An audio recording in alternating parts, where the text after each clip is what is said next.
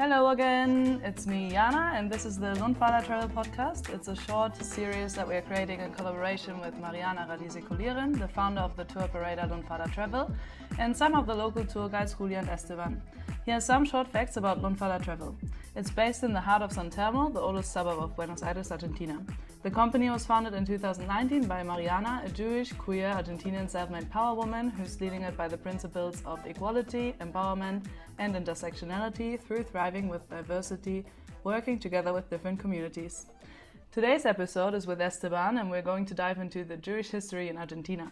We're going to learn about the triumphs, struggles, today's Judaism and how they became so strong and connected. So hi Esteban, it's nice to have you here today. How are you? Fine, Jana. Very good to meet you and to be a part of the podcast. So, thank you. Awesome. Should we dive into the Jewish history? Let's do so. Buenos Aires is home to the biggest Latin American community. It became a natural hub for Jewish immigration in the 19th and 20th century, as Argentina had one of the most liberal immigration policies at that time. Jews were searching for economic opportunities, but above all fleeing persecution. They arrived in Buenos Aires in the hope of living a better life, but what they found was not exactly what they expected. In the Jewish History Tour, you explain and tell all about what it was like back then on death, and you show where history is written in Buenos Aires. We will also have a closer look into the topic later on, but for now, the first thing that I would love to know from you is why is there need for doing Jewish tourism, and which value does it give to people? Well, I think that in the case of the Jewish community, we live worldwide. So there are different communities around the world that are a product of this diaspora movement that has been a part of the Jewish history for 5,000 years, actually. So I think that it's, in most of the cases, the opportunity for communities that are very distant one from the other, actually, to get to know how the Jewish people has adapted and has not just adapted but conserved and keep on developing their own local traditions in different parts of the world, actually. So I think that that's the key aspect about Jewish tourism here in Argentina, as like the biggest example of the largest community in South America, but in every part of the world, actually. Okay, I can imagine that it's maybe different from country to country, so I understand that it's a great opportunity. Now, I have a bit of a fun story next. So in your religion, you use a tefillin, which are two black leather boxes with straps inscribed with Bible text for prayers. Once I watched a video in which a Briar rabbi was talking about these two leather boxes, the tefillin, in an interview, and he was telling about people asking him in Argentina if a tefillin was for BDSM purposes. So he was laughing telling that story, and I also thought it was pretty funny. So my question for you is, how much do people know about Judaism in Buenos Aires, and what misconceptions do people have? I think that in most of the cases, the Argentine people knows that there's a large part of a Jewish community living in the city of Buenos Aires, and they know that in general terms we are a part of the Argentine society and history and culture. I think that it's different actually in the city of Buenos Aires regarding the different neighborhoods where the Jewish population lives, and like the closeness or the openness, so to say, of the local communities dispersed in the different neighborhoods of the city, actually. I live, for example, in Once, in the heart of the city of Buenos Aires, and it's a pretty Jewish Orthodox kind of neighborhood inside of the city. But I think that in most of the cases you get to develop the local relationships with the different communities around the city, taking into consideration the different waves of migration that have come to the city to live and the different interactions that different communities have in Buenos Aires. So I think that in that case, you can actually see very local Orthodox communities and get to know about the most inner traditions and religious customs and artifacts of the Jewish community regarding the proximity that you have to them in that case. Okay, and I guess, like you said, in Buenos Aires there's a big Jewish community, so I can imagine there's also more awareness and more exchange in that sense. Um, do you Can you maybe tell us what's a fact everyone should know about Judaism? I think that it's about like my proximity to Judaism is about the respect and the improvement about diversity, and in general cases like getting to be a part of the different places where the Jewish community has had to move during the last centuries, and like the local relationships that each of the Jewish different ethnicities and local expressions have to give to the general society in that sense. And I think that for us, like the Jewish community in Argentina has always been involved in terms of the history and the political development of Argentina as a country.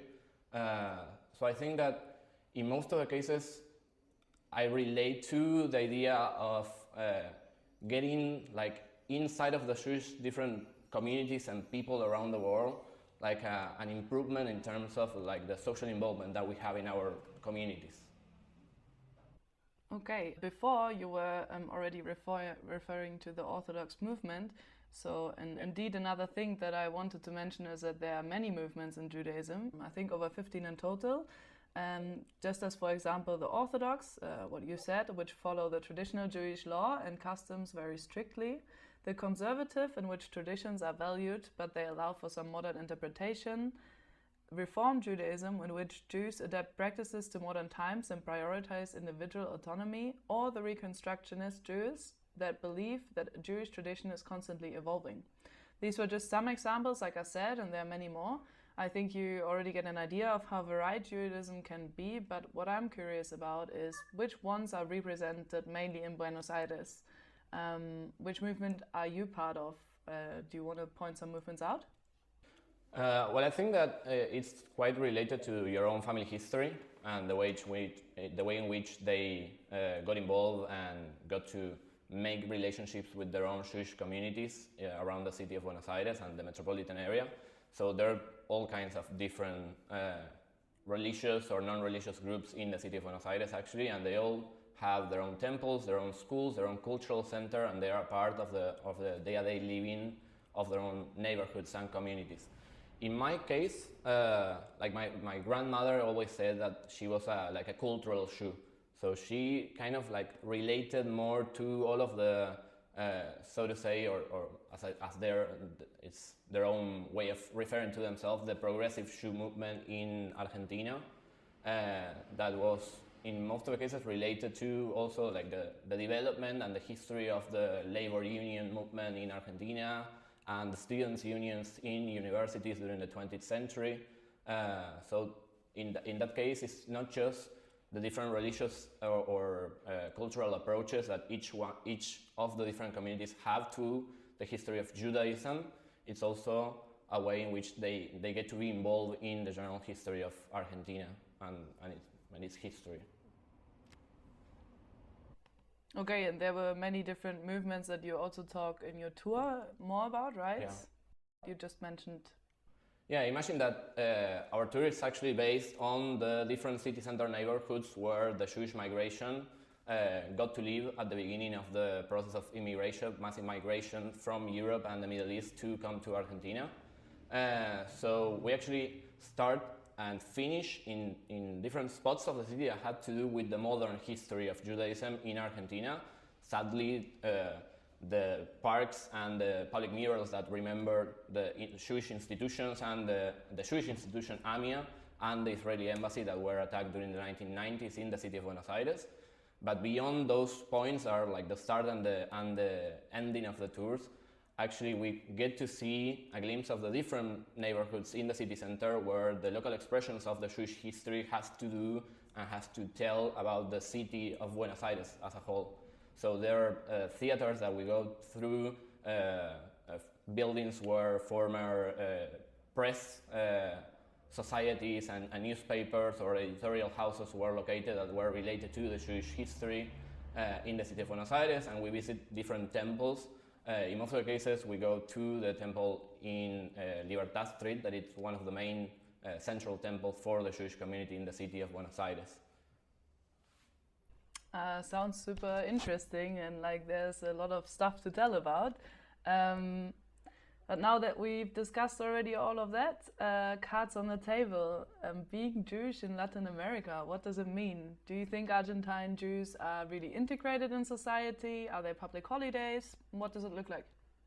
I think that we are integrated, and also that, for example, it's not just the Christian holidays or that are like respected in terms of, for example, social rights or working rights in Argentina. If you are a part of the Jewish community, or also if you are a part of the Muslim community, for example, you can have your own religious holidays for yourself and you get to be paid for that. So that's, I think, one of the key aspects in terms of how intense is a relationship and how profound is a relationship between Judaism and their own recognition in terms of the Argentine society in that sense. And I think that it has to do, again, with a lot of like the customs and daily routines and daily habits that you have in terms of relating to your own Jewish friends and Jewish family. That we, for example, I get to celebrate like the holidays with my friends in most of the cases because my family didn't relate that much to this idea of gathering and celebrating our Jewish history, but it's something that changed between generations, actually. Okay, and is there public holidays in Argentina for that? Yeah. We have the New Year's, the Passovers, the Pesach, Sukkot. It's hard for me to remember all of the different names in the Jewish holidays, but they're actually all over the years. And as I was telling, they are a part of our yearly calendar. So you get to see how in schools and how in universities and how in different lines of works, some of those dates are actually taken into consideration in terms of your own daily agenda as a Jewish person in Argentina. That sounds like they are integrated into society. What I wanted to touch on now, let's not forget to talk about the drawbacks that you encountered as a community. It wasn't just all fun. Unfortunately, Jewish history has also faced some huge challenges and anti-Semitism in Argentina. You also referred to that already earlier on. The case of Argentine prosecutor Alberto Nisman is one that you talk about in detail during your tour. Nisman was found dead in his apartment just hours before he was due to testify against former President Cristina Kirchner, who was implicated in the 1994 terror attack on the Jewish community center Amia, which is also a stop in the tour, by the way, like you said. The cover-up cases of Nisman's death were committed by several politicians, Secret Service agents and policemen. What we've heard now hints to that the terrorist attack was also politically motivated rather than just driven by radical anti-Semitism. So obviously that was shocking, and it's not even that long ago. But how would you say politics and Judaism are today? There are Jewish politicians in Argentina. There are Argentine politicians that are quite related to the Jewish community. And I think that in most of the cases for the last 2 or 3 decades, these terrorist attacks and the case of Alberto Nisman's death actually had become a part of the general political agenda in Argentina.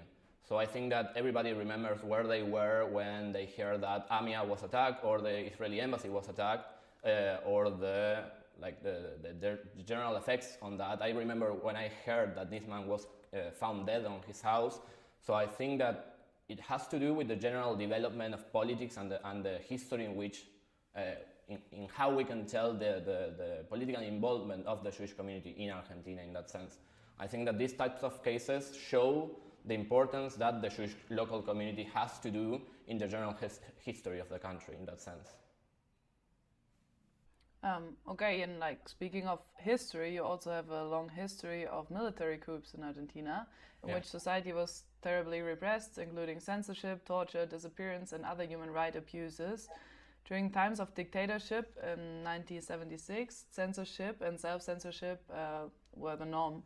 So how do people practice their religion today? Is there still some kind of censorship, or? I think in general terms, no, there's no kind of like inner censorship in terms of the local Jewish community to express itself as Jewish and to wear and the traditional customs and to be a part of that religious life in that sense. Nonetheless, I think that it's not just about like the military dictatorship, for example, and the persecution on Jewish people in Argentina. It's something that you can trace to the general history of Jewish migration into the country. And for example, during our guides, our tours through the city of Buenos Aires, this neighborhood of Once, that it's where AMI is located, for example, has always been a part of the history of the Jewish populations in Buenos Aires.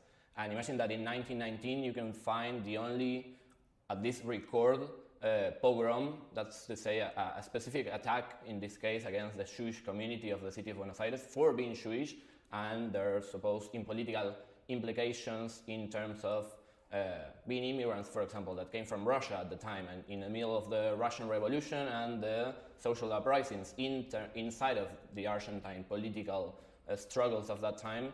They were specifically attacked and targeted by the local elites of Argentina that were very conservative and very related to Catholicism in terms of the power of the church and their relationship with the political elite in that sense. So it's something that you can trace out in the general history of Argentina.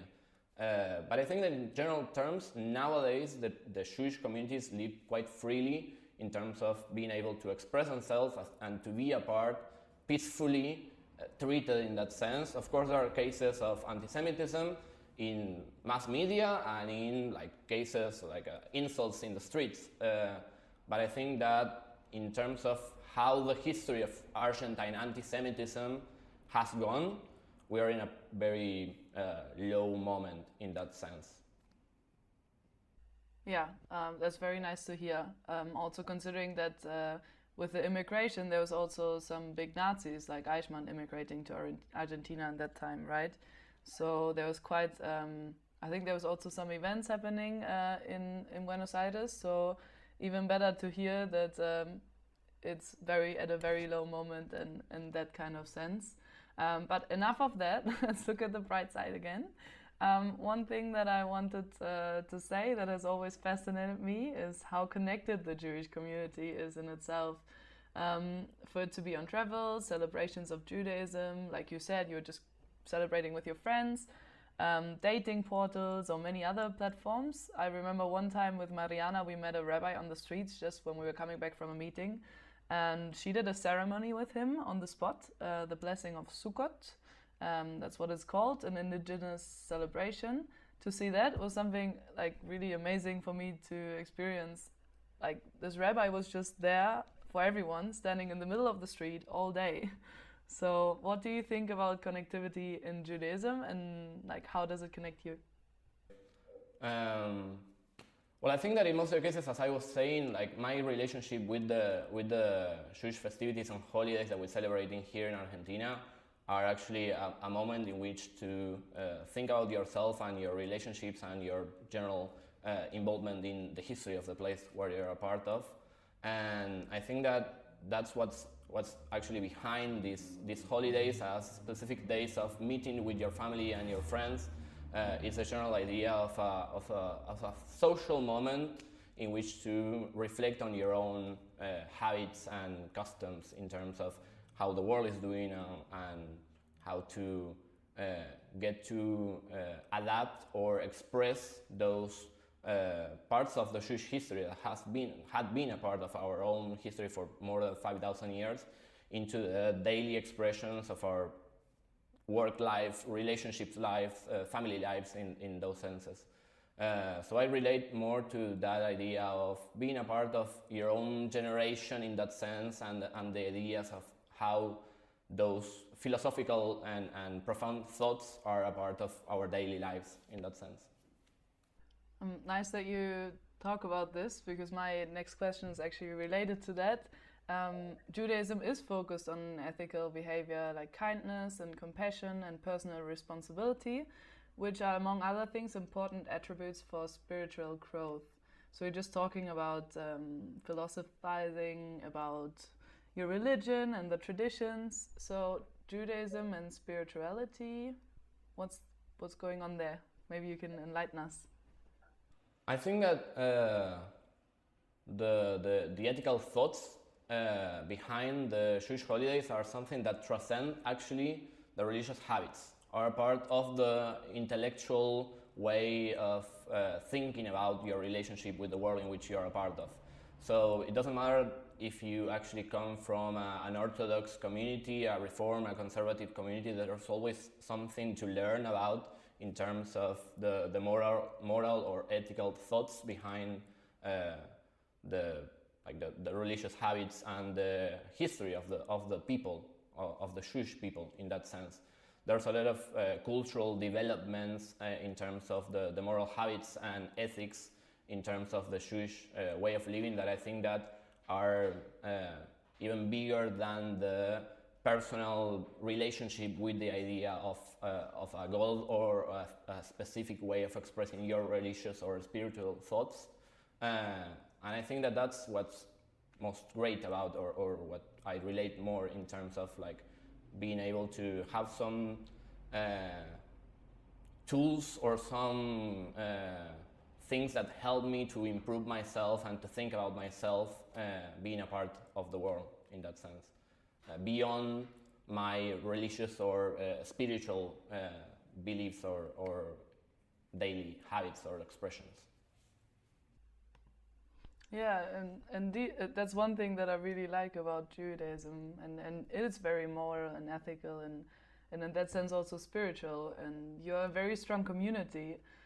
And knowing about Jewish histories and the atrocities that happened to the community, how did you actually find that strength that you present today, like the connected Jewish community that you are today? Well, I think that it has to do with the idea of resilience in that sense. Finding the way of not missing on the important things in the personal and social life, being a part of the Jewish community, but always fighting for a better present and a better future in terms of the ways in which not just the Jewish people but all people around us are treated and how our societies works in that sense. So I think that in most of the cases it's because of the idea of seeing ourselves as a community among different communities and trying to build up that kind of respect and not just like tolerance in that sense, being respecting other communities and other beliefs as a part of the general improvement of society in that sense, and getting to deal with the idea of being a part of something greater in that sense. Yeah, I totally agree. I think that's a point that you just mentioned that we all have to strive for. Yeah, and that's the goal of tomorrow, like to make this even a bigger thing, I guess. Now I want to look to the future with you. Some achievements that you reached as a community, and maybe also some future goals that you have. Well, I besides working as a tour guide, I actually work in the film industry in Argentina, for example, and since always the Jewish community was involved in terms of the cultural industries of the country, for example, not just cinema but also literature, music, the general expressions of the cultural daily living in Argentina. So I think that we can be very proud about the cultural representation about not maybe about Judaism, but the participation of Jewish people in terms of telling the stories of the Jewish people of Argentina as a country, of our world in general senses. So I think that in most of the things to which I relate and that I can trace about the general achievements of the Jewish community has to do with the general goals of Argentina as a country in terms of being, I think, in most of the cases, a very progressive society that is open to getting you to be a part of the general community in that sense. And I think that like the relationship between the Jewish communities and public education in Argentina is some key aspect about our achievements as a community inside of Argentina, in terms of scientists, in terms of scholars that are a part of the cultural history of our country. Artists, musicians, filmmakers in that sense. So I think that it's one of the key aspects in terms of the Jewish local ways of expressing ourselves in that sense. Okay, nice. And there's even like some Jewish scout tours, right, as well, that are also part of the history. But for example, with the Jewish history tours that you give at Lunfarda Travel, like, is there also some? What are you reaching with these tours? Well, I think that what I like the most is to get the opportunity also as not just in terms of what I like to offer to the people that come or attend to our tours, but also for me and my own Jewish local community, the way of getting to link our local expressions in that sense.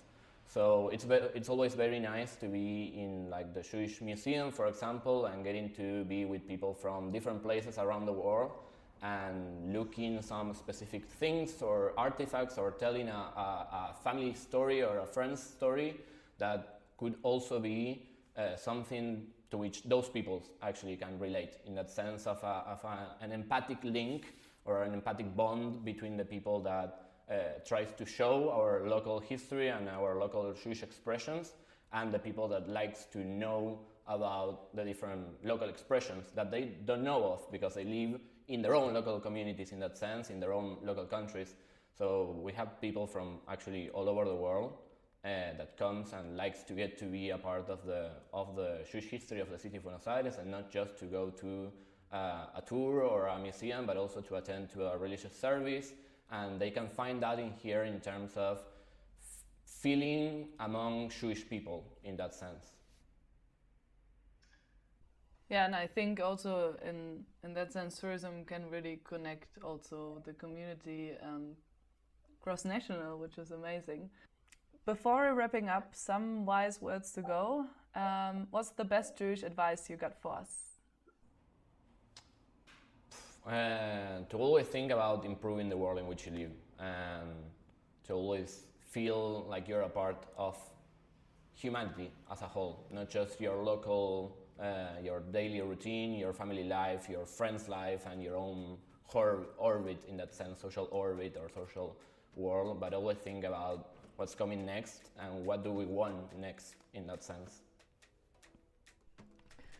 Thank you so much, Esteban, to share your knowledge with us today. I know you discussed many of these topics much more in depth in the Jewish History Tour of Lunfarda Travel, but it was a great way to learn more about Judaism and the Jewish community in Argentina. Thank you, Jana, for getting to the podcast and help us to relate to more people around the world. It's great. It was a pleasure. And keep in mind that Lunfarda Travel is working together on building equality, diversity and empowerment in tourism through an intersectional approach by working together with underserved communities. They're striving for accurate self-representation by sharing and letting them share their stories. 10% of the profit generated by the tours is donated or contributed to organizations in the local communities. At the moment, Lunfarda Travel is working together with the Jewish museums to spearhead a new reform of it.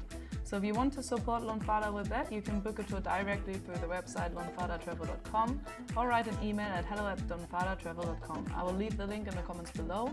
Thank you for listening, and please, if you liked our podcast, feel free to share it on social media and link us. We're always happy to spread the word, and if you have some feedback, comments or new inspirations, you can write us or find us on Instagram under Lunfarda Travel.